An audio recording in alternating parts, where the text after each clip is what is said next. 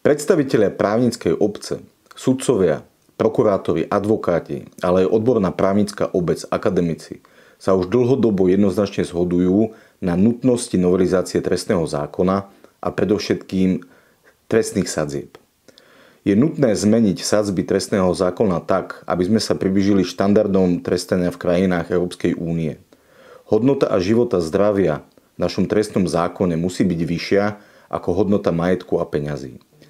Pri určitých trestných činoch je nutné zmeniť trestné sadzby tak, aby mali prednosť tzv. Alternatívne tresty pred trestom odňatia slobody, čo v konečnom dôsledku pocíti aj občan, daňový poplatník. Pretože náklady na výkon trestu odňatia slobody, prípadne väzby, sa pohybujú rádovo okolo sumy 1400 eur mesačne. Naše občianske združenie za demokraciu a právny štát, ako ja, ako advokát v oblasti trestného práva, vítame každú možnú navrhovanú zmenu trestného zákona v tomto smere.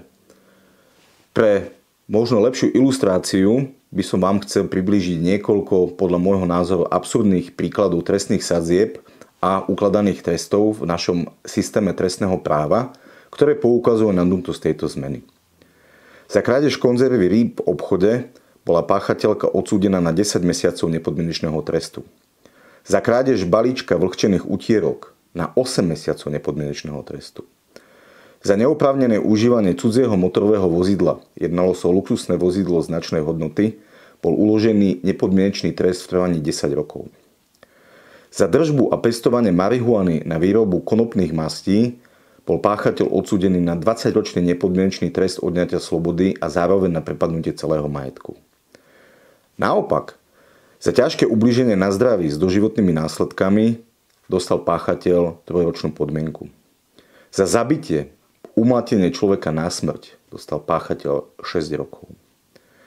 Za iné brutálne ublíženie na zdraví bol potrestaný páchateľ podmienečným trestom. Ako jeden z extrémnych príkladov uvádzam odsúdenie páchateľa za 5 vražd na trest odňatia slobody v trvaní 12 rokov. Dôvodom takéhoto trestu bola spolupráca s orgánmi činnými v trestnom konaní. Za daňový podvod jednalo sa o neúspešné uplatnenie nároku na vrátenie DPH, teda štátu nevznikla reálne žiadna škoda, bol páchateľ odsúdený na 11-ročný nepodmienečný trest odňatia slobody. Za neposkytnutie pomoci a usmrtenie dostal páchateľ ročný podmienečný trest. Aj tragické udalosti ostatných dní poukazujú na nutnosť zmeny trestného zákona. Niektoré trestné sadzby, predovšetkým za nenásilnú trestnú činnosť, je nutné znížiť.